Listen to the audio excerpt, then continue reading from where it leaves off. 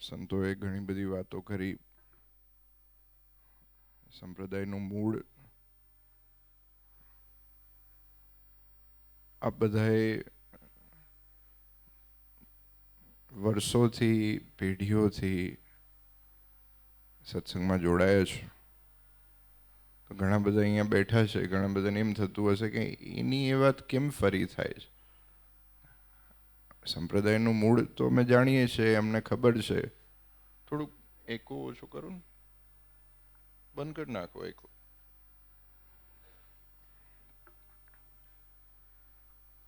પણ અમુક વખતે જે સામાન્ય બાબત હોય છે, જે સિમ્પલ વાતો હોય છે, એ જ આપણાથી ભૂલી જવાતી હોય છે. અને આ સંપ્રદાય છે ને, મહારાજે બહુ સીધી ને સરળ રીતે બનાવેલો છે. અને જે આપણને મોક્ષનો રસ્તો આપ્યો છે ભગવાને, બહુ સીધો ને સરળ છે. આમાં કંઈ કોમ્પ્લિકેટ કર્યું જ નથી મહારાજે. અને સ્વામિનારાયણ સંપ્રદાય હવે જે મૂળ સ્વામિનારાયણ શબ્દ આપણે વાપરીએ છીએ એ વાપરવાનો બંધ કરવાનો છે. કારણ કે સ્વામિનારાયણ સંપ્રદાય એક જ છે, મૂળ જ આ છે. આપણી ઓળખ સ્વામિનારાયણ સંપ્રદાય, આપણી ઓળખ ઉપર બીજા કઈ ચરી ખાતા હોય તો અલગ વસ્તુ છે. પણ આપણે એ વસ્તુનું આપણું અસ્તિત્વ, આપણી ઓળખ એ માત્ર ને માત્ર ભગવાન સ્વામિનારાયણથી છે. હા, આપણા નામ ઉપર, આપણા બાપના નામ ઉપર બીજા કોઈ કહેવાતા એવા સંપ્રદાય ચલાવતા હોય તો અલગ વસ્તુ છે. પણ આપણે બધા એને જે મહારાજે સિદ્ધાંતો આપ્યા છે એ બહુ સરળ છે, બહુ સિમ્પલ છે. અને સ્વામિનારાયણ ભગવાને જે આપણને સાધન આપ્યું છે મોક્ષનું, એ પણ બહુ સરળ છે. તો આપણે બધાએ એને વળગીને રહેવાનું છે, એ સિદ્ધાંતોને વળગીને રહેવાનું છે. ભજન ભક્તિ કરીએ, મંદિરે જઈએ, કથા વાર્તાઓમાં જઈએ, વાર તહેવારે શક્તિ પ્રમાણે, આવડત પ્રમાણે પ્રસંગો કરીએ. પણ અત્યારનો જે સમય છે, જે સિદ્ધાંતોની વાત થઈ, જે ભગવાને જે આપણને સમજાયું છે, જે શીખવાડ્યું છે, એની વાત થઈ. પણ અત્યારનો સમય એવો છે કે આપણે સમયના સાથે સાથે જે દરેક વિસ્તારમાં, દરેક ગામડાઓમાં, દેશમાં વિદેશમાં જે વિકાસ થઈ રહ્યો છે, એ વિકાસને સાથે લઈને આપણે ચાલવાનું છે. અને આ બધાય જોશો, લગભગ છેલ્લા 15 વર્ષનું આપણે એસ્ટિમેટ કાઢીએ તો દર 10 કે 12 દિવસે સ્વામિનારાયણ સંપ્રદાયમાં, અને એમાંય અમદાવાદ દેશમાં, એક નવું મંદિર થાય છે. હવે આ બહુ વિચારવા જેવી બાબત છે. એક નવું મંદિર થાય છે, એનો મતલબ કે એક ગામ કે એક શહેર કે એક વિસ્તારમાં સત્સંગનો વિકાસ થયો છે, હરિભક્તોએ મહેનત કરી છે, ત્યારે જઈને મંદિર ઊભું થયું છે. એક હરિમંદિર થયું હોય તો એ 50 ઘર કે 100 ઘર કે 150 ઘર સત્સંગમાં જોડાય છે. હવે એ હરિમંદિરને સસ્ટેન કરવા માટે, આ બહુ સમજવા જેવી વસ્તુ છે, બહુ ડીપ વાત છે. ધ્યાનથી અને આને અંતરમાં ઉતારજો. એક હરિમંદિર થયું હોય, 100 થી 150 ઘર, એક નાનું એવું ગામ હોય, એમાં સત્સંગથી જોડાય છે એક હરિમંદિર થકી, બરાબર? હવે એ હરિમંદિરને ચલાવવા કે એ શિખરબદ્ધ મંદિરને ચલાવવા માટે સંતો હોય છે, સંતોની અવરજવર હોય છે, મંદિરમાં પૂજારી હોય છે. પણ એ 100 કે 150 ઘર જે મંદિર સાથે જોડાયા છે, એમને જોડી રાખવા માટે, અને અત્યારનો સમય એવો છે કે યુવાનો જે છે એ ગામડા મૂકીને શહેરોમાં આવે છે નોકરી ધંધા માટે, વિદેશમાં જાય છે. પણ જે લોકો ગામના અંદર રહ્યા છે, એમનો સત્સંગ જળવાઈ રહે, એના માટે આપણે શું કરીએ છીએ, આ બહુ જરૂરી છે.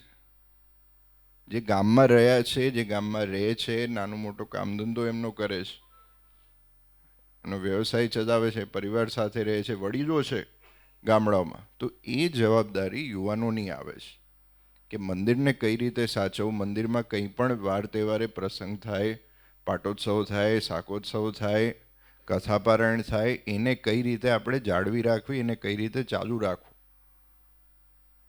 તો આ જવાબદારી યુવક મંડળના હેઠળ આવે છે. અને યુવક મંડળની જવાબદારી માત્ર ત્યાં પૂરી નથી થતી, કઈ રીતે સત્સંગને આગળ લઈ જવો અને કઈ રીતે આ સત્સંગને આગળ વધારવો. વડીલો અહીંયા ઘણા બધા બેઠા છે, વડીલોએ સત્સંગને જાળવીને રાખ્યો છે. હવે એને આગળ લઈ જવાની જવાબદારી આ બધા યુવાનોની છે. આગળ કઈ રીતે આપણે સત્સંગને લઈ જઈએ, અને આપના વિચારથી, આપની શક્તિથી અને આપની આવડતથી આપણે બધાએ ભેગા મળીને આ સત્સંગને આગળ લઈ જવાનો છે. અને પ્રવૃત્તિ કરવી એ બહુ જરૂરી છે. દર અઠવાડિયે યુવક મંડળની સભા થાય, બાળ મંડળની સભા થાય, અને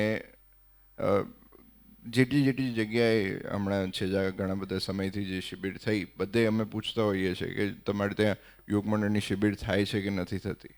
ઘણા બધા વિસ્તાર એવા છે કે જ્યાં શિખરબંધ મંદિર હોવા છતાંય પણ યુવક મંડળની શિબિરો નથી થતી. તો એ યુવક મંડળની સભા કરવી એ બહુ જરૂરી છે. કેમ કે સામે જ્યારે ભેગા થાય છે, એક સામે જ્યારે નજર ભેગી થાય છે, એકબીજા અરસપરસમાં મળે છે, અઠવાડિયામાં ભલે એક વખત મળતા હોય કે 15 દિવસે એક વખત સભા થતી હોય, પણ એ સભા કરવી અને બધાએ ભેગા થવું, ભલે 15 મિનિટ કે અડધો કલાક માટે ભેગા થાય, ભગવાનની 2 વાતો થાય, પણ એનાથી સત્સંગ જળવાઈ રહે છે, એનાથી જે આત્મીયતા છે એ જળવાઈ રહે છે. તો એ સભા ખૂબ જરૂરી છે. ને આ બધી પ્રવૃત્તિઓ જે થાય છે, શિબિર કદાચ વર્ષે કે 6 મહિને આપના વિસ્તારમાં એક વખત થાય, પણ એના સિવાય આપ શું કરો છો? એના સિવાય સત્સંગને જાળવવા માટે, તમારા ગામમાં સત્સંગ વધે, સત્સંગનો વિકાસ થાય, એના માટેની શું પ્રવૃત્તિ કરો છો? સંતો કદાચ મહિને કે 15 દિવસે એક વખત આવી શકતા હોય કે સભા કરી શકતા હોય, પણ એના સિવાય રોજબરોજમાં, હું એવું નથી કહેતો કે રોજ તમે કોઈ ને કોઈ પ્રવૃત્તિ કરો, પણ અઠવાડિયામાં એક વખત કે 15 દિવસમાં એક વખત આપણી શક્તિ પ્રમાણે, આપણી આવડત પ્રમાણે પ્રવૃત્તિઓ ચાલતી રહેવી જોઈએ. કારણ કે પ્રવૃત્તિઓ નહીં થાય તો આપણા જ જે યુવાનો છે એ ખોટા માર્ગે જોડાશે. અને એ પ્રવૃત્તિ કરવી, સત્સંગના વિકાસના કાર્ય કરવા એ બહુ જરૂરી છે. અને ભગવાનની આજ્ઞા છે કે પોતાની શક્તિ પ્રમાણે આપણે વાર તહેવારે પ્રસંગ કરીએ. અને એ જરૂરી નથી કે આપણે મોટા શાકોત્સવ કરવા કે મોટી પારાયણો કરવી. 15 માણસ, 20 માણસ, 25 યુવાનો ભેગા થશે અને ભગવાનની વાતો થશે તો એ બહુ મોટી અચીવમેન્ટ છે. આપણે બધાએ બીજા ઉપર રિલાયન બહુ વધારે કરીએ છીએ, પોતા ઉપર રિલાયન નથી કરતા. પેલા આવશે કરશે, તો આયોજન થશે ગામમાં ત્યારે કરીશું, પણ આપણે શું કરીએ છીએ સત્સંગ માટે, ભગવાન માટે? આપણે બીજા ઉપર શું કરવા ડિપેન્ડન્ટ થવું છે, જ્યારે આપણામાં આટલી શક્તિ, આપણામાં જ્યારે આટલી આવડત ભગવાને આપી હોય? બીજા ઉપર શું કરવા આપણે ભરોસો મૂકીએ? પોતાની જાત ઉપર ભરોસો મૂકીએ અને ભગવાને આપણને જે આવડત આપી છે, જે શક્તિ આપી છે, એના ઉપર ભરોસો મૂકીએ અને આપણે કામ કરીએ. કારણ કે અંતે આ સત્સંગના વિકાસ માટેના કાર્યો આપણે બધાએ કરવાના છે. અને હમણાં ભક્તિ સ્વામીએ બહુ સરસ વાત કરી કે આ જે 6 પિલર છે એને સાથે રાખીને ચાલવાનું છે. અને સ્વામિનારાયણ સંપ્રદાયની વિશેષતા એ જ છે કે આપણે બધાએ ભેગા રહીને, અને મહારાજની આજ્ઞામાં જે મહારાજે બંધારણ આપણને આપ્યું છે એ બંધારણમાં આપણે રહીને સત્સંગ કરીએ છીએ. અને જ્યાં નથી થતો ત્યાં દુઃખ છે, અને જ્યાં થાય છે ત્યાં સુખ છે. એ આપણે જોઈ રહ્યા છીએ. અમદાવાદ દેશમાં અત્યારે સુવર્ણકાળ ચાલી રહ્યો છે, આટલો વિકાસ થઈ રહ્યો છે, એના પાછળનું કારણ એક જ છે કે આપણે આ મહારાજે જે આપણને બંધારણ આપ્યું છે એ બંધારણને આપણે વળગીને રહ્યા છે. જ્યાં ને ત્યાં માથા મારવા આપણે નથી જતા. એ બહુ જરૂરી છે. આજના સમયમાં ભજન ભક્તિ થાય છે. ભજન ભક્તિ કરવું બહુ સહેલું થઈ ગયું છે. દર્શન કરવા હોય તો આ ફોન ખોલીને તરત લાઈવ દર્શન થઈ જાય છે. એટલી સુવિધા છે. પણ સિદ્ધાંત જાળવો બહુ અઘરો છે. કારણ કે ચારે બાજુથી ઇન્ફોર્મેશન આવે છે. યુટ્યુબ ઉપર જઈને કથા જોવી હોય તો કેટલા ઓપ્શન મળે છે ને. ના જોવા જેવી, ના સાંભળવા જેવી કથાઓ મળે છે. એટલે ના સાંભળવા જેવી એટલે જે આપણા સિદ્ધાંતો જોડે નથી સેટ થતી. બધું જ મળે છે. પણ અત્યારના સમયમાં વધારે જરૂરી એ થઈ ગયું છે કે શું ના સાંભળવું એ વધારે જોવું જરૂરી છે. એ ફિલ્ટર કરવું જરૂરી છે. અને ત્યારે થશે જ્યારે આપણે બધા સિદ્ધાંતોને વળગીને રહીશું, આપણે પોતે સમજીશું. અને એક ખાસ જેટલા યુવાનો આજે આવ્યા છે એમને મારી ભલામણ છે કે પોતાની જાતને આપણે એજ્યુકેટ કરીએ. સંતો આવતા હોય, કથા વાર્તા થતી હોય, બધું જ સાચું, બધી પ્રવૃત્તિઓ થાય, પણ સિદ્ધાંતોની બાબતમાં પોતાની જાતને આપણે એજ્યુકેટ કરીએ. આપણે પોતે સમજીએ કે આપણા મૂળભૂત સિદ્ધાંતો સ્વામિનારાયણ ભગવાને આપ્યા છે એ શું છે. થોડોક સમય કાઢીને આપણે વાંચન કરીએ. કારણ કે સાચી ઇન્ફોર્મેશન છે એ આમાં ફોનમાંથી નથી મળવાની. સાચી ઇન્ફોર્મેશન છે એ ભગવાને આપણને શાસ્ત્રો આપ્યા છે એમાંથી મળવાની છે. તો એ સિદ્ધાંતોને જાણવા માટે, એ સિદ્ધાંતોને સમજવા માટે આપણે પોતે ભલે 15 મિનિટ પણ દિવસમાં એ 15 મિનિટ 20 મિનિટ આપણે કાઢીએ અને જે ભગવાને આપણને સિદ્ધાંતો આપ્યા છે એને સમજીએ. અને સૌથી પહેલી જગ્યા કોઈ યુવાનોએ જવું વાંચન માટે. શિક્ષાપત્રી, વચનામૃત બધું વાંચીએ, કથા વાર્તા આપણે સાંભળીએ, પણ દેશ વિભાગનો લેખ જેટલો જરૂરી છે એટલું હું નથી માનતો બીજી કોઈ વસ્તુ જરૂરી હોય. શિક્ષાપત્રી, વચનામૃત પછી જે મહારાજે જે શાસ્ત્રો લખ્યા અને જે મહારાજે જે શાસ્ત્રો માન્ય કર્યા, એના સિવાય જો કોઈ અગત્યનું આમ તો શાસ્ત્ર જ કહી શકીએ, દેશ વિભાગનો લેખ જે મહારાજે જેમાં બંધારણ આપ્યું આ સ્વામિનારાયણ સંપ્રદાયનું, જેની ઓરિજિનલ કોપી અત્યારે સ્વામિનારાયણ મ્યુઝિયમમાં છે, જો કોઈને જોવી હોય તો.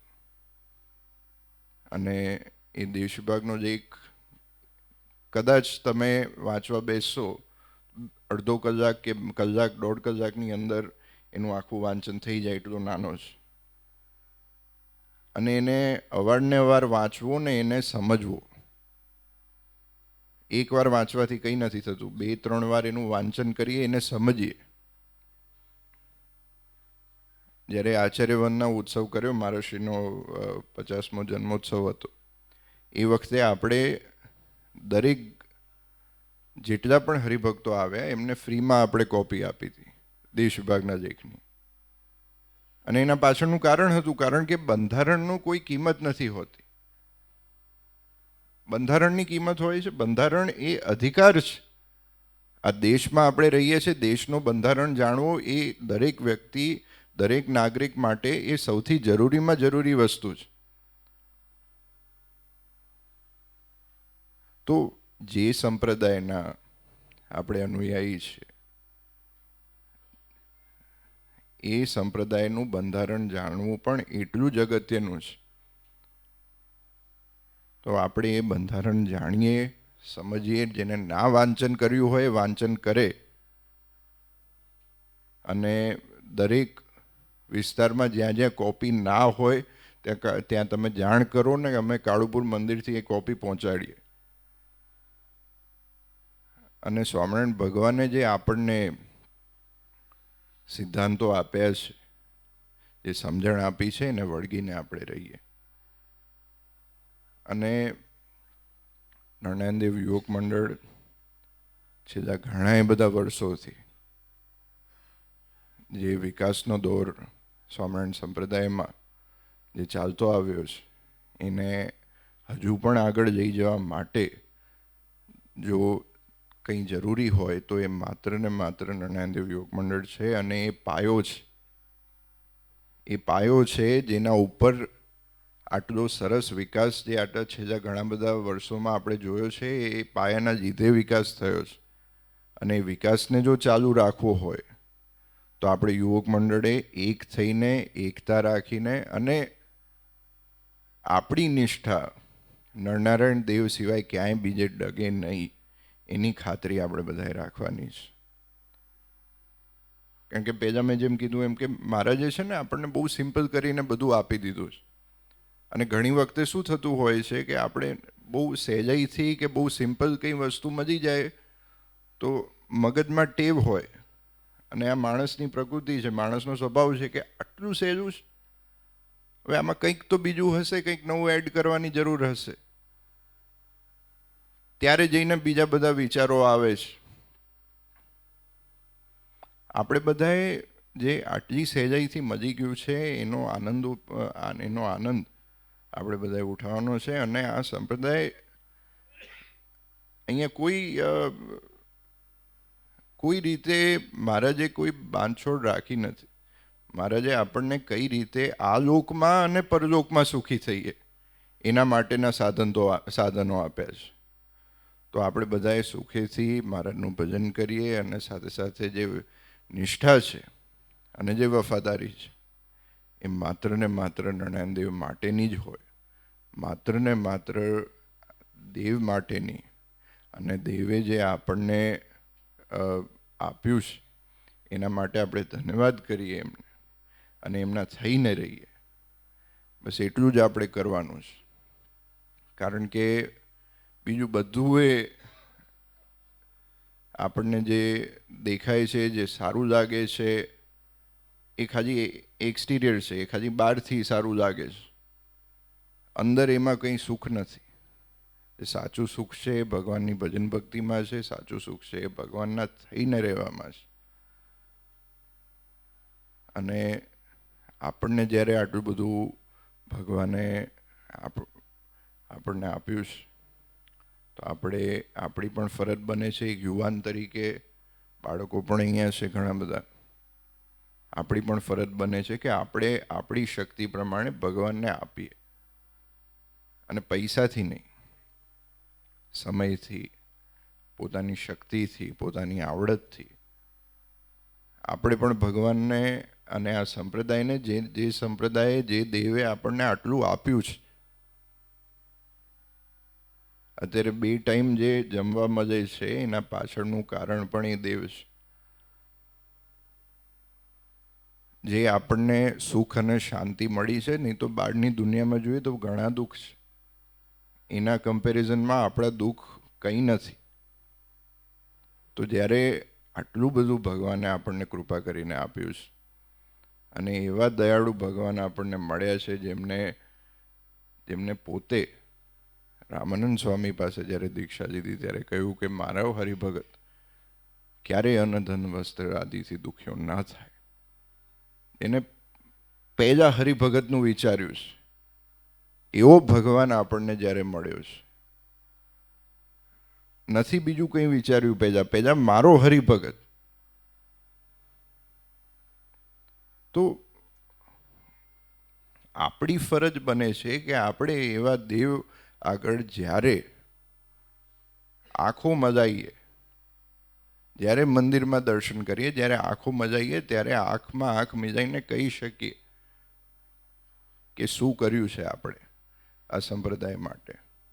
એ હિંમત હોવી જોઈએ, એ શક્તિ હોવી જોઈએ કે દેવના આંખોમાં આંખો મજાઈને આપણે ભગવાનના જ્યારે રૂબરૂ થઈએ ત્યારે ભગવાનની આંખમાં આંખ મિલાઈને આપણે કહી શકીએ કે એ આંખ મિલાવવાની શક્તિ હોવી જોઈએ. અને એ શક્તિ ત્યારે જ આવશે જ્યારે આપણે પૂર્ણ સમર્પણ, પૂર્ણ શ્રદ્ધા દેવ માટે કાયમને માટે રાખીશું.